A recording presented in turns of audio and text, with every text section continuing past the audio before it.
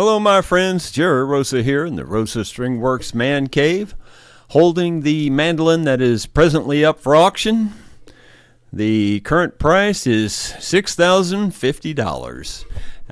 Someone has upped the bid a little bit there, and I kind of surprised that it's going. I mean, I know $6,000 is a lot of money, don't get me wrong, but this, in my opinion, is equal to any of your better mandolins that are out there selling for way upper teens and 20,000 type range. I think this one's every bit as good. I really do.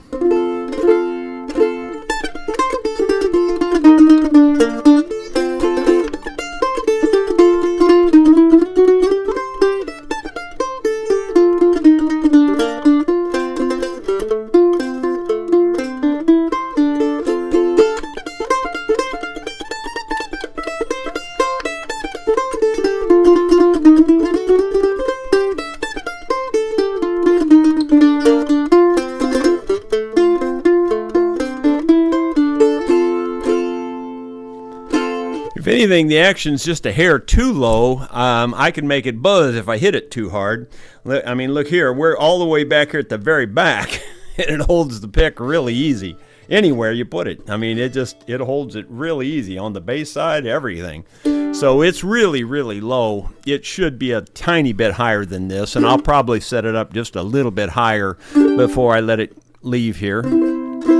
But Ben Boyd was down at Mountain View over the weekend, and he heard me playing not this particular mandolin, but one of my other ones. And in fact, he heard me playing the world's finest mandolin ever built by a human, if you've seen those videos, and know that that's not a brag. That's just a goal that I was trying to build the world's finest mandolin. Anyway, that particular mandolin, he was listening to it. He said, there's no mandolin around that can touch it in terms of volume and all that. So, but I think this one's every bit as good as that one, if not better. So I'm going to tell you about Mountain View here in a minute. Kind of ashamed of myself because there's some real problems, and I'm going to have to admit to some of my major failings. But before we get to that, just remember that this is out there for auction. It is a very beautiful mandolin.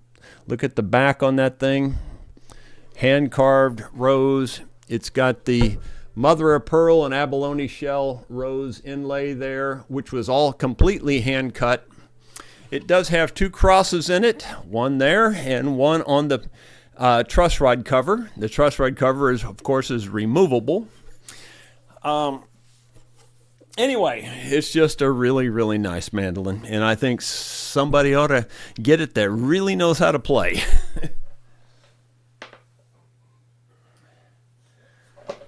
All right. Before I tell you exactly what happened down in Mountain View, I have to remind you that what I've told you before, and that is that I have a really, really bad case of one-track mind. And I'm not really saying that as an excuse. I'm saying it as a fact. I really do have a one-track mind. And I think that's what's helped me be so successful on repairing instruments and building instruments and things like that, because once I get started on the task, nothing enters in. It's just the task, and that's all I concentrate on. Well, that's kind of what happened down at Mountain View. I don't even know where to start. We got down there Thursday, and so all Thursday evening we jammed and things, and Bruce and I were down there and sitting in on different jams, and the very best jam, in my opinion, that we sat in on was mediocre, just totally average, and I'm okay with that. I'm good with average. I can even handle a little bit below par, no problem, can tolerate it.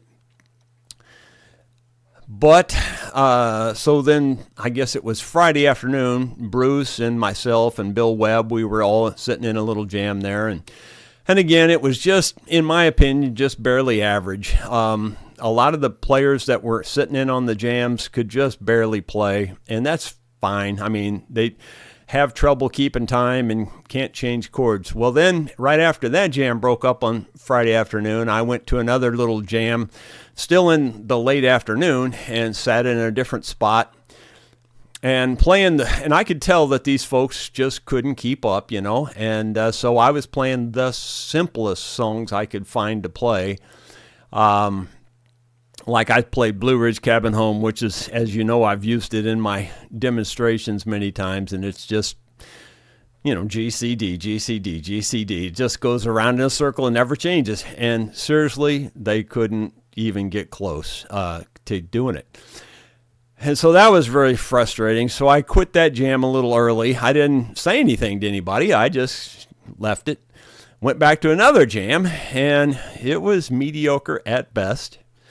Just mediocre at best. I mean, it was just average. I mean, I'm still okay with average as long as you can at least play the chords or get close, Well, anyway, Friday evening then, I don't know, Bruce and I sat down, and there was, all the pavilions were taken, and the guys, there's almost all of the good players down there have died. I mean, that's just the bottom line. There's a few good players left, and I mean very few, and they sit in such tight-knit groups, they don't want anybody getting in on it. I mean, like you feel uncomfortable trying to sit down with them. That's how bad it is.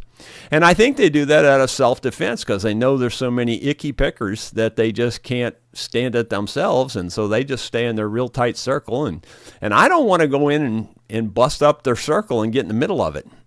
I mean, I could hang with them. There's no problem there, but I don't want to do that. So I came down there just to enjoy it and have fun. So I sat down at this jam with Bruce. Bruce and I were the only ones there at the time. Well, actually, I think Dan and Betty Taylor were sitting and watching us too. They're viewers of the channel. And I started the song, and it just didn't click. And I restarted the song, and I am not exaggerating when I tell you that out of maybe 4 players that were there were at least 3 of them in different chords at the same time. I mean, like, in other words, one guy was in G, one guy was in D, and one guy was in C. And I'm just playing the song, and I'm playing a simple song. And I just couldn't handle it anymore. I mean, it's not music. It's just noise. It was getting on my last nerve. And I didn't say anything to anybody about the problem with the music. They were oblivious to it. They didn't know what was going on. And I just said, guys, look, I'm not feeling well. I'm going to have to go back to my room. And I just stopped mid-song and left. Well, then when I got back to my room, now keep in mind, this is this one-track mind thing. I'm thinking there's a problem here. There's just nobody that can jam, and I'm just getting more and more frustrated. That's the problem. And I came down here to relax and enjoy the jamming. Well, again, one-track mind. That's all I'm thinking about. And I'm seriously telling you, that's the truth. So I said, look, this just ain't working. I got lots of stuff I could be doing at home, and I'm wasting my time here. This is just not fun to me. It's more stressful than anything. So I just got in the car and packed up and left. I called the motel thing and told them that I was just leaving and that they could feel free to rent the room out, if they want to. Well, about halfway home, I decided, I got to thinking about that, and now I'm getting out of my one-track mind, and I'm going, but what about all the other people that are down there to be there, partly because I'm there, and I swear I didn't even think about that until I was halfway home. Well, I already canceled my room, and I'm already halfway home too, and it's a 3.5-hour drive, so I just went on home. But I felt so bad and so terrible about it.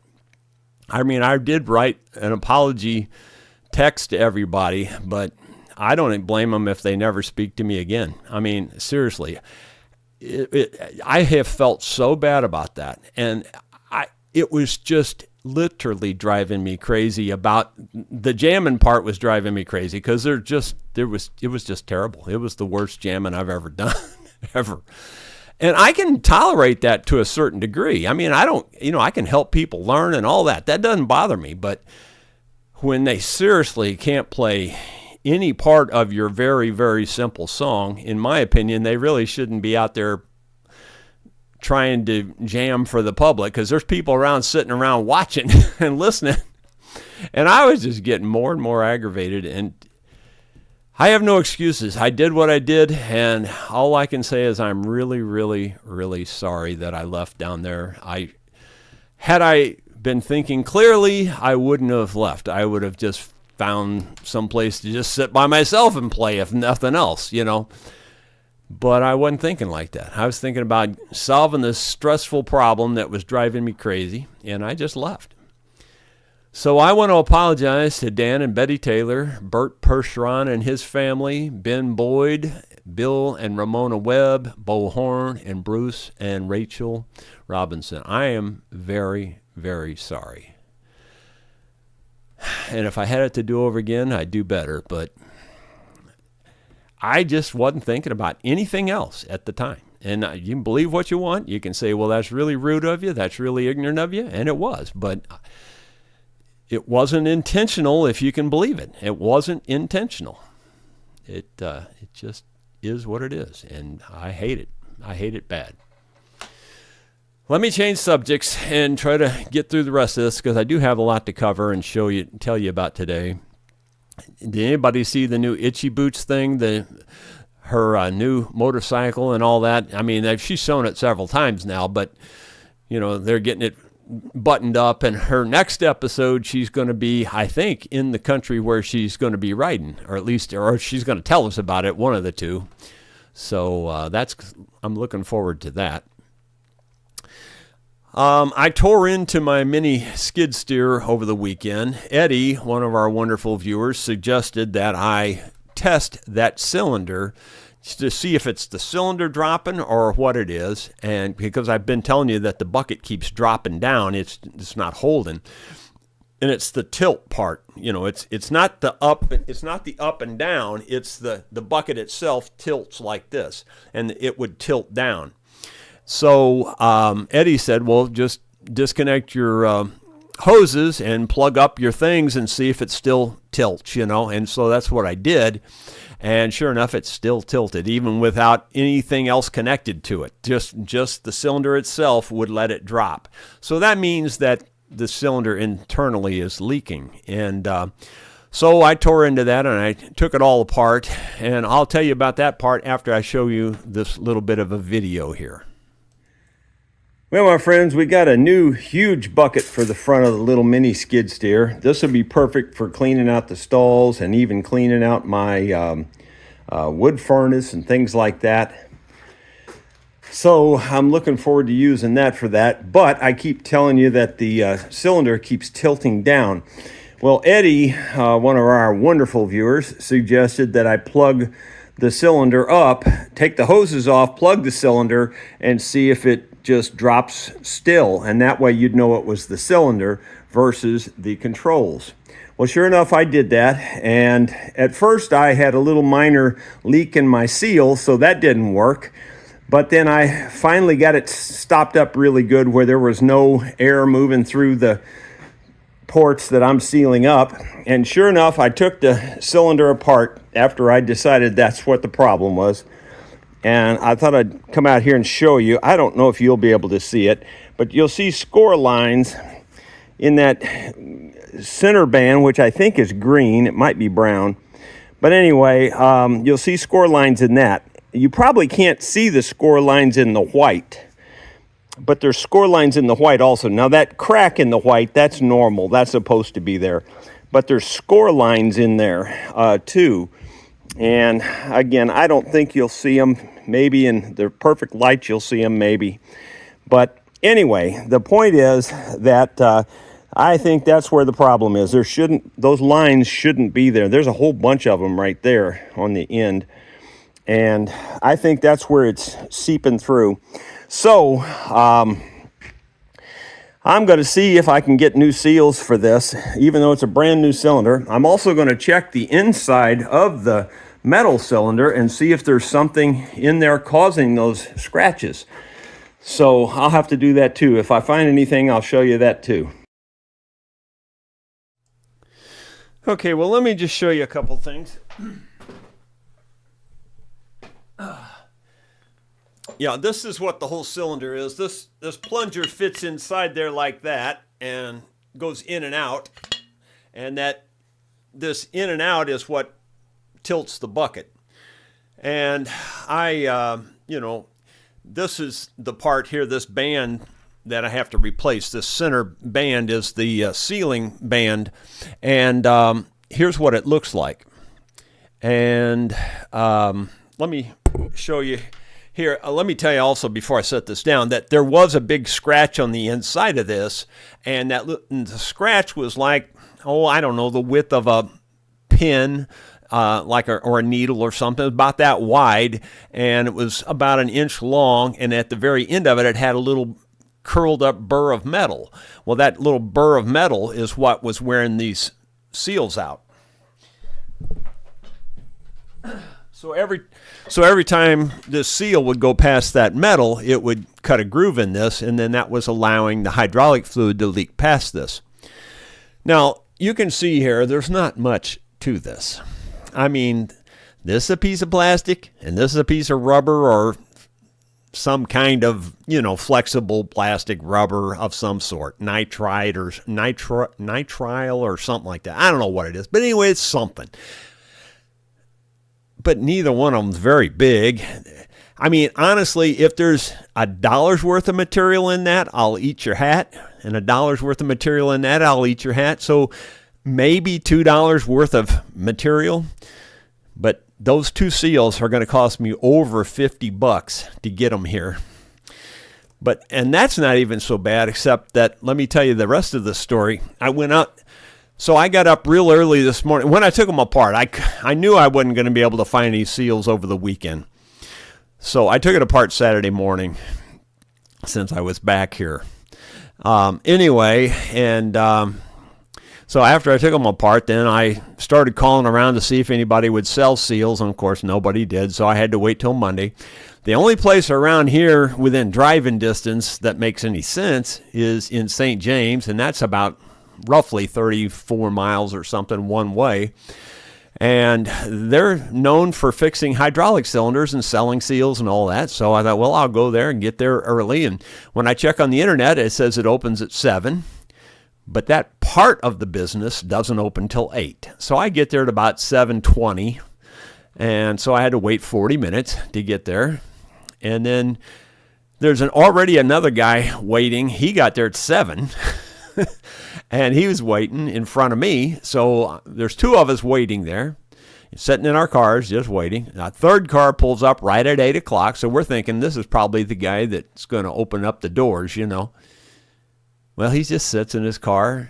He sits there for like 15 minutes. So now it's 8:15. The doors still aren't open to the place. So finally he gets out of his car, the third guy that pulls up. And he looks over and he sees us and he goes, "Oh, I didn't know you guys were waiting." I mean, we're sitting right in front of his door. And so it's just pitiful. So then he says, "Well, give me a minute here. Let me get it opened up." So he opens it all up and we go inside there. And the other guy, I let him go first because he was there before I was even. And so it was a quick thing for him, and he was in and out in 5 minutes or less. And so then it's my turn. Well, it just so happened that I actually knew this guy that was running this. I didn't know I knew him, but I did know him. I'm not going to mention his name, but anyway, I don't think a whole lot of his abilities on these kinds of matters. I will say that. And sure enough, he didn't disappoint. He takes this. First thing he did was he took this from me. Now, keep in mind, this is pristine chrome. You see there's not any scratches on that. First thing he did was walk over and put this in a vise and clamp it down really tight. I just cringed right there. I mean, he clamped it on the chrome. I like to die. There was no padding in there or anything. It's just a steel jaws.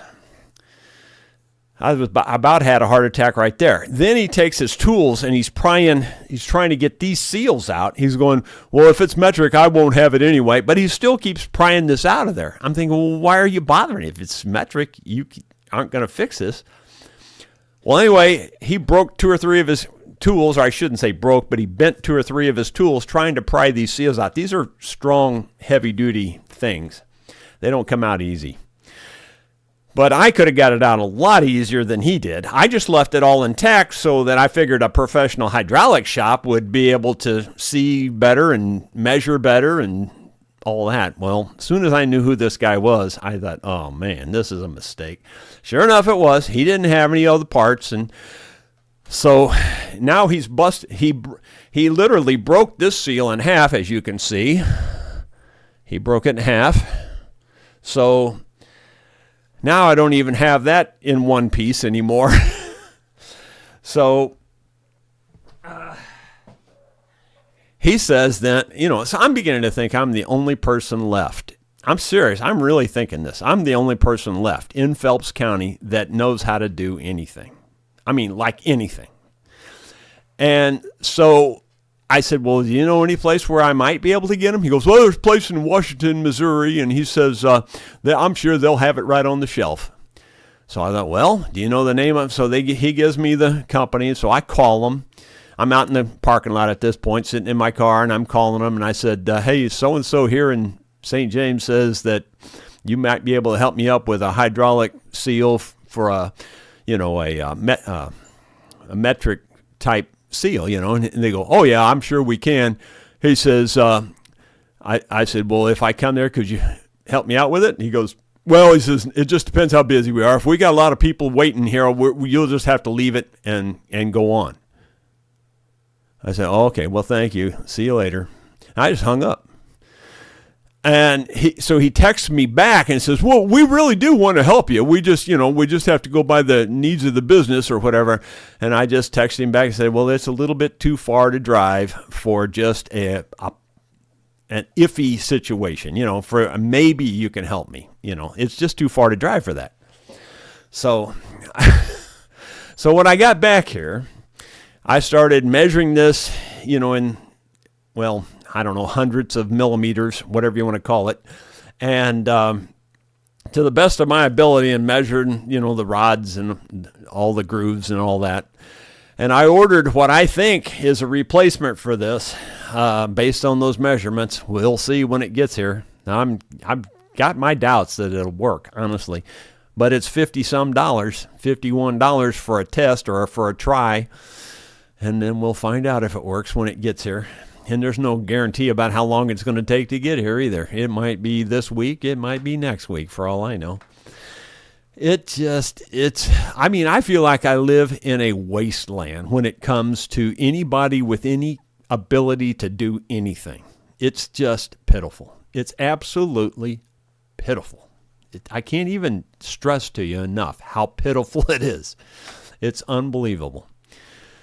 Well, also in the meantime, this weekend somewhere, since I wasn't in Mountain View, I decided I got to work on that Ranger again. It's driving me crazy. I told you I had problems with that throttle positioning sensor, and I ordered the $150 tool that's supposed to set it. Well, as I also told you, and you may not remember, but my particular Ranger, the 2009, was a cusp Ranger, if you will. It was on the cusp of the change between the old and the new, and it's a hybrid. I mean, it's like some weird contraption that nobody else has. 2009 was the only year they messed these things up this bad. Like I told you before, the stator for it, in other words, the charging mechanism, is $1,200. An alternator for a car is $150, something like that. $1,200 for this thing. And normally on your 2008s and 2010s, they're like $400, well, which is still crazy, stupid high. But $1,200 for mine? Because I have a 2009, it's just ridiculous. So anyway, I bought this tool to set this throttle position sensor, and it's hard to find the settings for this 2009. Nobody has them. I've got one of the only ones. There's more out there. Don't get me wrong, but you know what I'm saying. They're relatively rare because they're just kind of like a one-off beast, if you will. Well, I finally found some documentation that you need to set this throttle position sensor lower, than the standard or whatever. So sure enough, I did that over the weekend. I had to do it like 2 or 3 times because it's really touchy. Really, in fact. What I had already bought one that was a new one, aftermarket, if you will. So I had the original old one in a box, and I had the new one aftermarket on the machine, and it just seems so touchy. Like everything I would do with it, it just would go one way or opposite. It would just go extremes. You couldn't get it to just adjust finely like it should. So I thought, well, let me try the old original one, put it back on there and see if I can adjust it. Well, I put it on there and it didn't do anything. It's like it was 0. It didn't show any numbers. So I thought, well, maybe it's 180 degrees out of phase. So I spin this internal mechanism 180 degrees, put it back on there. Sure enough. So now, and then I was able to set it to the appropriate numbers. And it seems like it's working. I hate to say that out loud because it seemed like it a couple of times before, but at least it's been working for 2 days now, and it seems to be working perfectly. I can't believe it. I just can't believe it. Thank you, the powers that be. Oh my gosh, it's just not easy being me. I don't care what anybody says. It's not. All right, so. I also, in the meantime here, sharpened Sue's mini chainsaw, and I measured for the stairs going up into the water wheel house, so I'm trying to get back on that. Today, and like soon as we're done here, I've got to box up this interface, this computer interface. It's a microphone computer interface. It's where we plug all of those 8 microphones into, and it plugs into this machine that you're watching me on and this computer and all that. It don't work right. Channel 4 just don't work right. And so I've spent 2 weeks now back and forth with the people, powers that be on this, and they finally sent me the RMA and the return authorization and the shipping label and all that. So I've got to get this thing packed up and shipped out yet today, because that's only good for a short time too. So that's another thing I got to do today, and so I got to get that shipped. You've seen now that I released the rust removal video. That's gone over fairly well. I just released the Green Rex metal detector video just now. My videos in general are only getting about 1,000 views per video now, so it's kind of sad, but it is what it is. I mean, since they're mostly review videos, people are just not interested, I guess. I get it.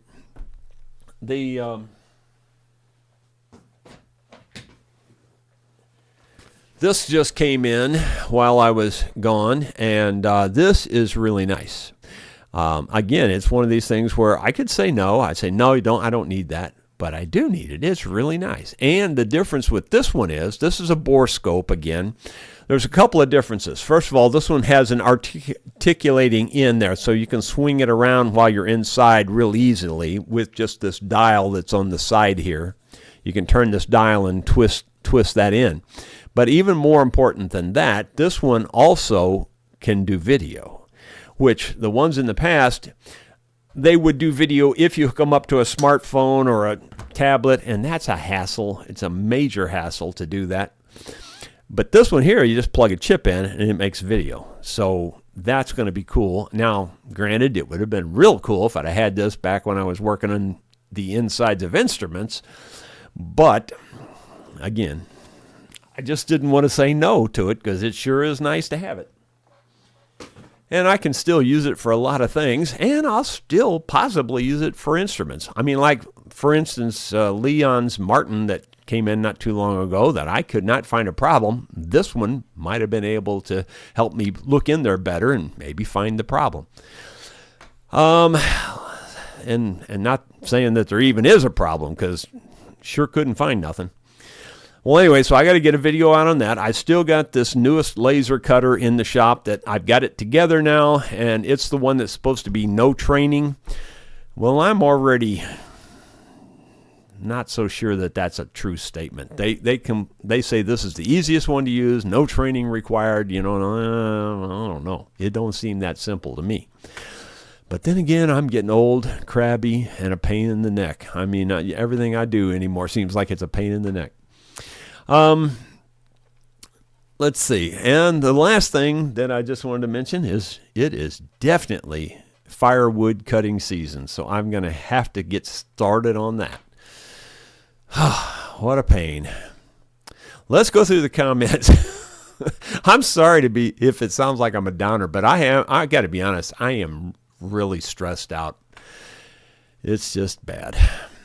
Rod says stress is not your friend. I agree with that one. Doesn't mean you don't have it, though. Dottie Hillebrand, she's praying for us. Boy, Dottie, thank you. I certainly need it. Actually, you guys in general are one of my highlights of my day right now, so I appreciate it.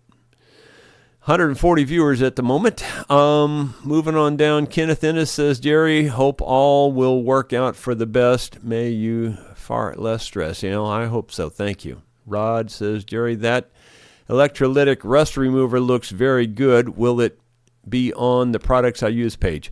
Probably. I think there's a link in the video to it. And I think there may even be a discount code on that one. There's a couple of discount codes popped up lately on some of these things. It's just getting to it is all the problem is, Rod. I'm seriously telling you, I'm just stressed. I can't get nothing done. It's just crazy how much I have to do. Just like these seal thing. I honestly thought I'd have been in and out of there in an hour at the most. And I thought I'd be back here at the farm by 8 o'clock. Didn't work out that way. Or 8:30 anyway. And I spent till 11 o'clock just working on those two things. And that's all I did.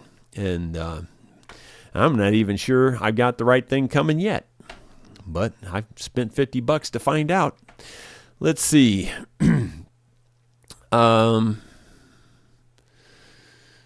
Let's see.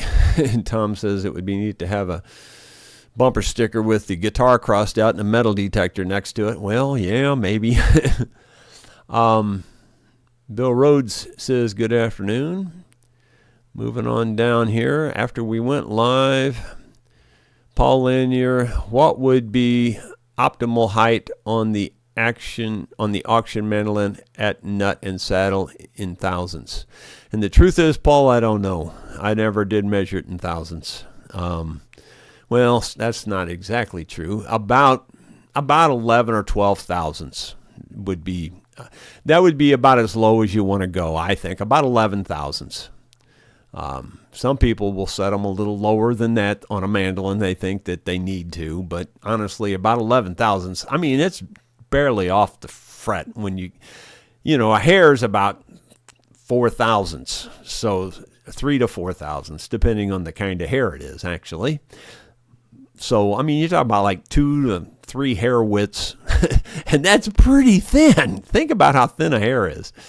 So you get 2 to 3 hair widths people are trying to get them lower than that, and it's pretty low. So about 11 thousandths is about what I'd suggest.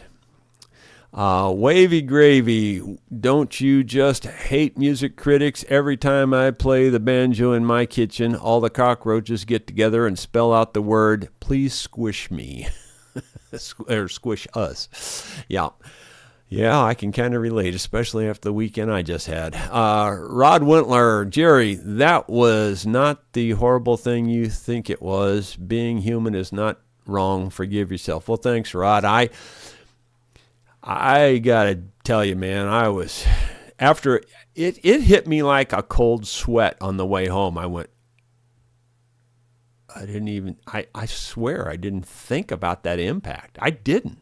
It's terrible. But I didn't. Just thinking of my own self-pity, I guess, honestly, I was thinking, damn, I'm just wasting my time here. I could be home getting stuff accomplished. That's all I was thinking about, solving the problem, And I didn't think about the impact. I really didn't. And I just felt terrible about it. Dottie Hildebrand, it's not your fault. Sometimes things don't work out. They just show us that you're a stand-up guy. We love you. Well, thank you. I appreciate it. Ronald Todd says the Rosa luck. Yeah, on this kind of thing for sure. It's just constant. I'm seriously telling you, I don't think there's a skilled labor one in this whole county. Just don't think there is. I don't think there's anybody that knows anything about anything. It's pitiful. It's really bad. Bill Webb, I know that name. I'm surprised you're still here, Bill. Sorry we didn't get to play more Friday, but the grandbaby was cranky and hungry. Well, as you know, Bill says, I missed you Saturday. Well, you didn't get my message I sent? I sent messages to everybody, I thought. But I was apologizing, Bill. I'm really sorry about what happened, man. I just honestly just wasn't thinking.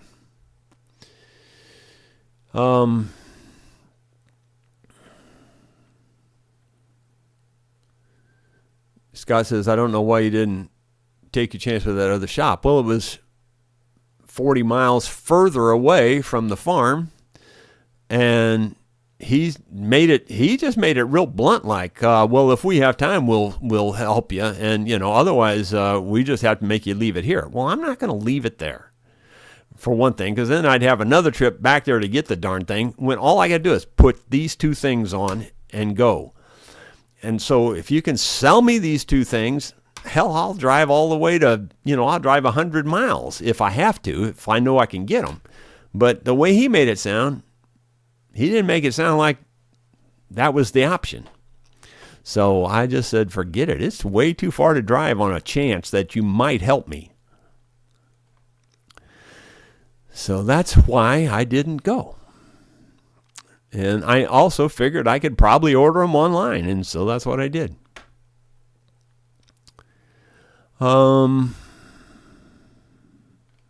it scrolled on me a whole lot, so now I've got to find my place again.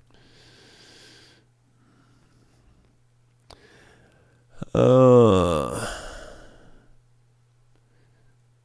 right. Dottie says, William, I broke 4 and they couldn't do anything for me. Wow. What you broke what? Ribs or something? Wow. Whew. I tell you, you better hang in there, girl. Need to be praying for you way more than you're praying for us. That's sad. Bill Webb says, I was telling Ramona about that when I went back Friday evening. There was 2 groups huddled up real tight. I didn't feel comfortable trying to get in. Yeah, the few good pickers that are there, they're sitting so tight you can't get in on their jam. I mean, they're just that tight. And they're doing that for a reason, obviously.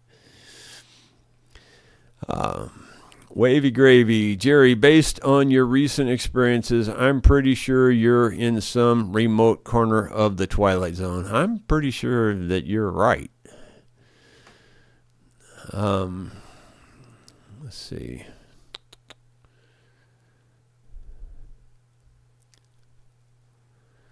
Wow.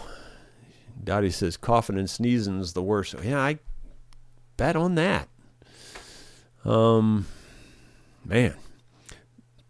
Bill says, it was frustrating trying to keep up with some of the players in the 2 groups I sat in. I just stopped playing several times and kept the beat. Yeah, that's happens a lot. They lose their time and all that. But seriously, I was playing Oh, the love you promised to be mine forever. And it's just a G, C, G, D song by Merle Haggard. It's real simple. And I'm not kidding you. I was watching. I'm not making this up. I looked at one point, and 3 different people were in 3 different chords. And I went, guys, I'm not feeling good. I got to go. And I just left. And I couldn't go back. I just couldn't. I was just done.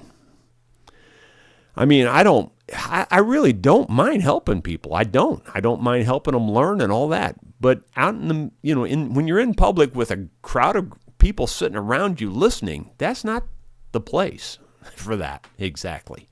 You're performing at that point when you've got an audience listening, and it just wasn't working at all. It was terrible. It was really some of the worst music I've ever experienced in my life. Bill Mumbo, Jerry, you can check your ears for wax. Okay, I'm not sure where that one's coming from. Bill Webb, no apologies necessary, Jerry. You're still my friend, and I enjoy the times we got to play together. Looking forward to next year. Well, Bill, I honestly, unless things change, I don't see how I'm going back ever again, honestly.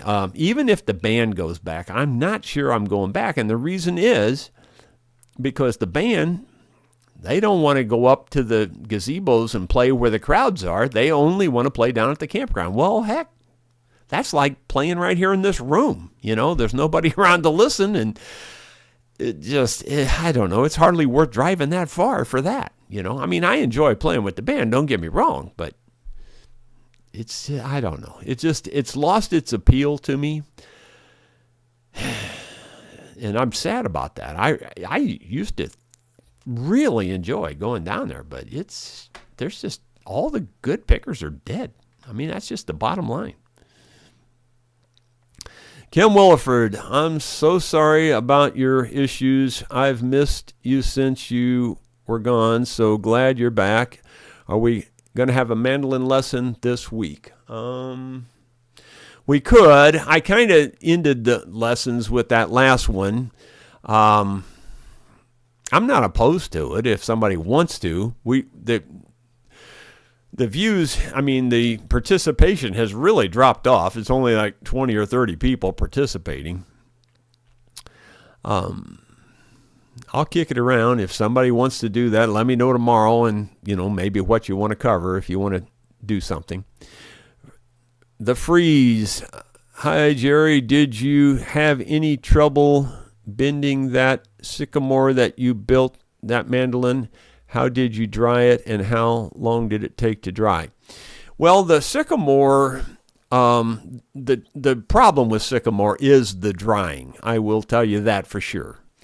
You have to try to find ways to keep it flat and straight, and then you have to, when you dry it, you need to cut it oversized so that after it's dry, you can saw out the parts you want, because it won't dry flat. It just doesn't.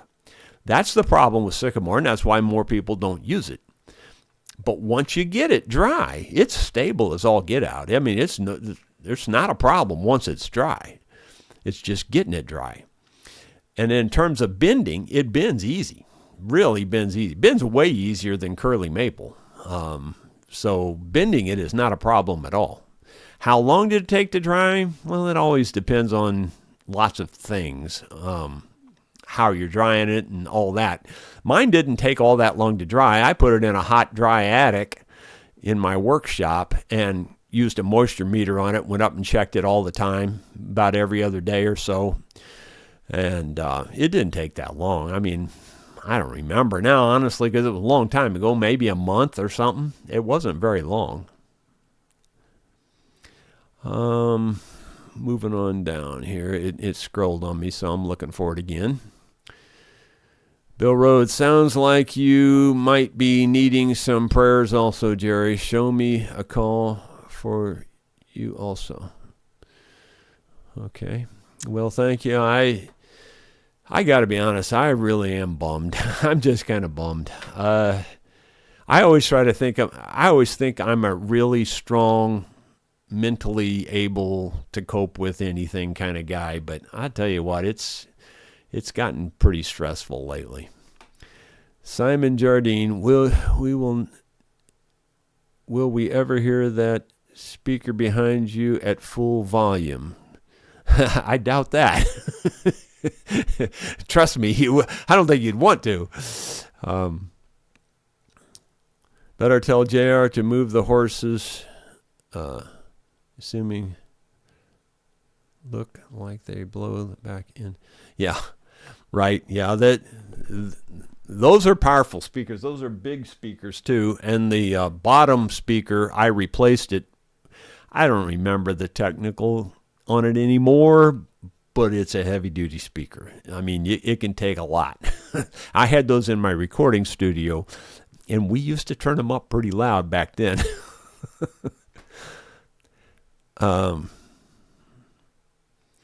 Gary Hayden says, good to see you back. Well, thank you.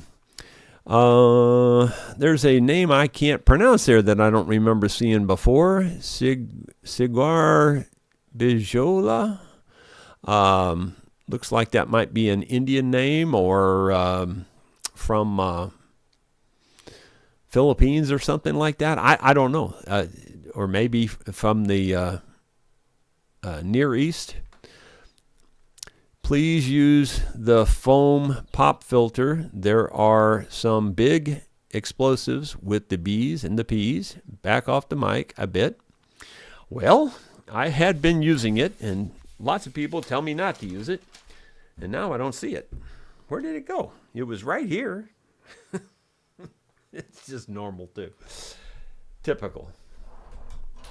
I don't see it, so right now I can't use it.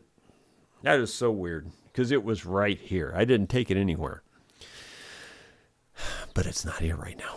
So there you go.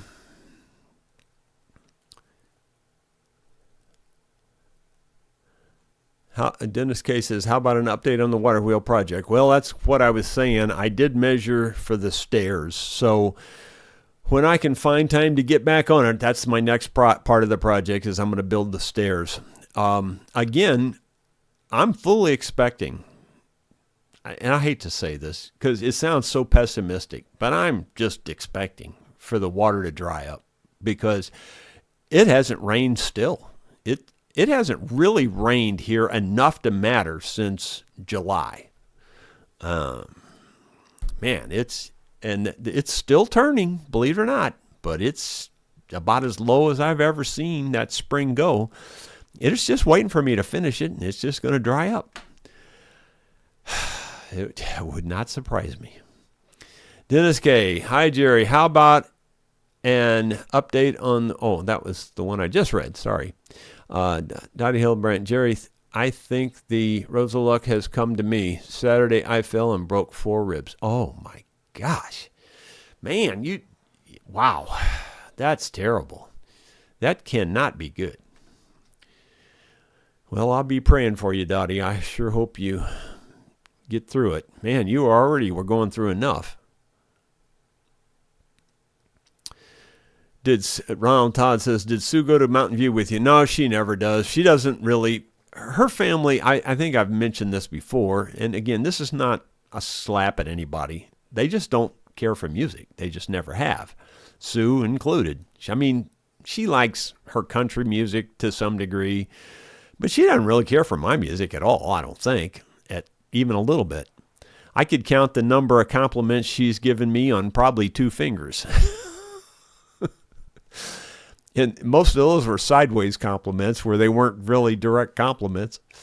So she doesn't care much about the music. Of course, I don't care much about the horses. She likes the horses, and I don't, so there you go.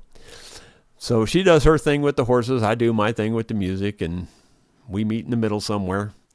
I thought it was humorous that I've told the story before, so most of you have heard this, but her mother was a reasonably good old-timey piano player. I mean, not great, not concert piano type playing, but she could get, up and down and play those keys, and almost like the old saloon sound type of playing, like that. And she, that you see in the Westerns. And whenever she would sit down to the piano to play, her kids didn't go to their room or her husband didn't go someplace else in the house, they literally, and I'm not making this up, they literally got in their cars and left. That's how much they don't like music. It just floors me. And I would stay there and listen to her, and listen to her play. I just enjoyed it. I thought she was pretty good. Just takes all kinds, I guess. Dottie Hildebrand, did the fiddle guy show up? Oh, that was going to be down in Mountain View. What was really weird is, in fact, I should show you that. Maybe I'll see if I can download the video. He sent me a video while I'm on my way down there. So I'm thinking he's getting excited about meeting up and playing. And the video is him dressed up as Donald Trump, except with a cowboy hat on, and talking like Donald Trump. And he is playing a fiddle to Devil Went Down to Washington instead of Devil Went Down to Georgia. He's playing Devil Went Down to Washington. And of course, you know who the devil was. It wasn't Donald Trump, obviously. Anyway, it was pretty funny. Again, I don't, like I said, I'm an equal opportunity hater. I don't really care for either one of them. So there you go. But anyway, it was still funny, and I thought you guys might get a kick out of that. I should see if I could download it and show it to you. But anyway, his name is Britt Curry. He is a terrific fiddle player, and so I texted him back and said, "Man, I'm looking forward to playing with you this weekend."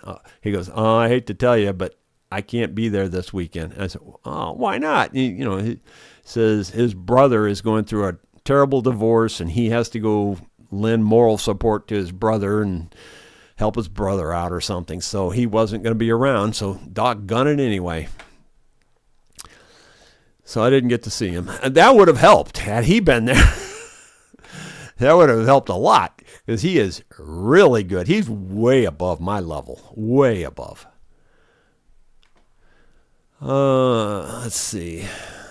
I've lost my place again. Sorry. It keeps scrolling on me.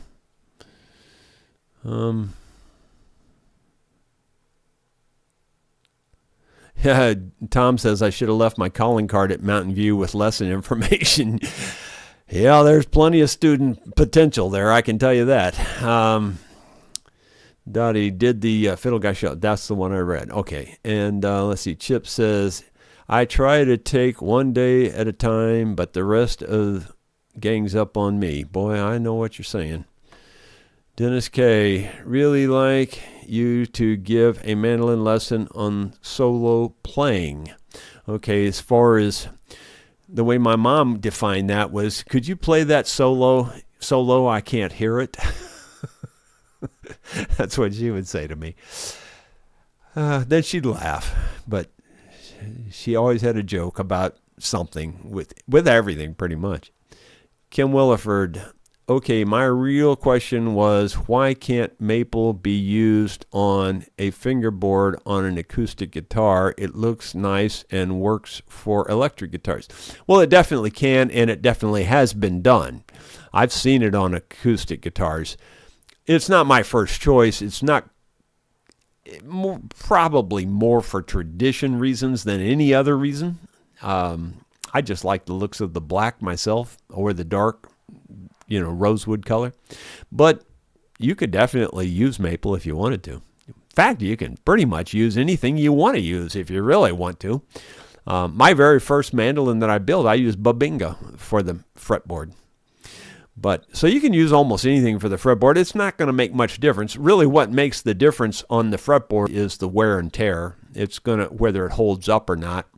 And a good hardwood, maple being a good hardwood, will hold up for the most part, so it shouldn't be a big deal. The only other thing that you could argue that could affect your sound with a fingerboard would be the sustain. Heavier necks generally give you more sustain, so the heavier the wood, generally speaking, the more sustain your instrument's going to have. Let's see, and that's just general terms, you understand? It doesn't mean at every single scenario, every single case is going to follow that pattern, but most do. Dottie Hildebrand, Jerry, just take it one day at a time. I'll be praying for you. Well, thanks, and I'll be praying for you. Ronald Todd, Jerry, you sound a bit depressed. Maybe time to take time out for a couple of days and do a reset. Yeah, that's what I was supposed to be doing down there in Mountain View, and all it did was add to it. I mean, that's all it did. And again, like I said, it's that one-track mind thing that got me into the bigger trouble. If I'd have just been thinking, and I wasn't, I wouldn't have left. There it is. He's from Iceland. Been following you for years. Well, great. That's really cool. I'm glad you're here. I won't even try to pronounce your name then if you're from Iceland. They said the Icelandic language is one of the hardest languages there is to learn.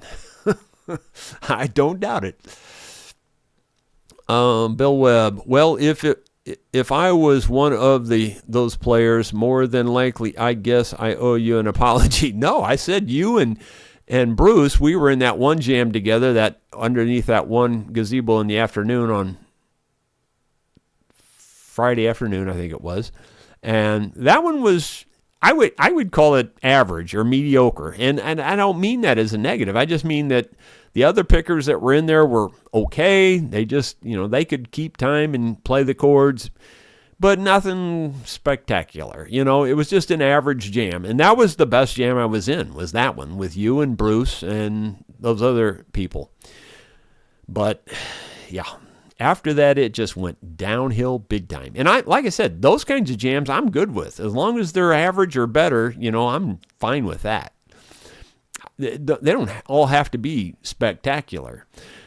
But when you can't even play the simple 3 chords and even sort of keep in time, it just isn't music anymore. It's just noise. And that was getting on my last nerve at that point. Like I said, it would be different if you were in a little private jam somewhere. That's one thing. But when you got a crowd of people around you, and that's what they're there for, is to hear music, well, they're not hearing any music like that. I mean, that's pitiful. So I just got overwhelmed with it and left.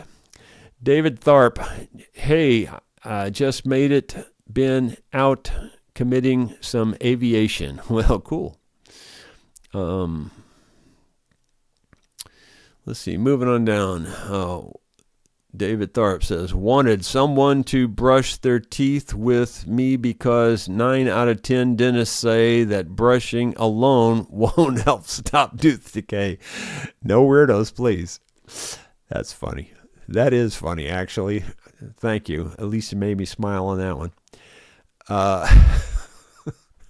Bill Mumbo, don't think I could live without music, Jerry.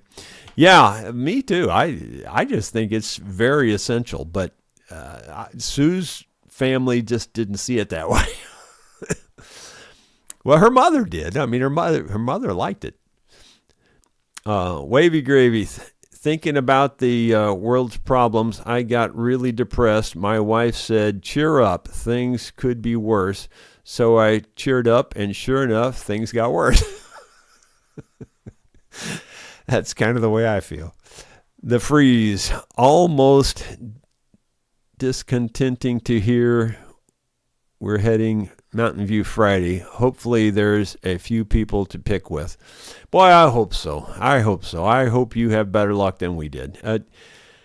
And maybe it was just me and being stressed already when I got down there. Maybe that was part of it too. But yeah, I think I had my expectations up here, and the reality was somewhere about here, and it was just stressing me out worse.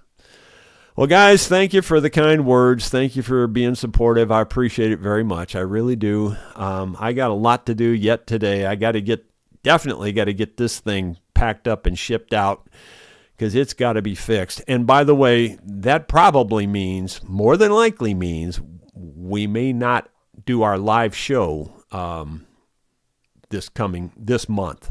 We may not do it because that's going to be gone, and it's pretty hard to do it. I mean, we've done it in the past before we got that thing. We were doing them live, but a lot of people were giving us negative comments, so, maybe it's better to just wait until that thing comes back.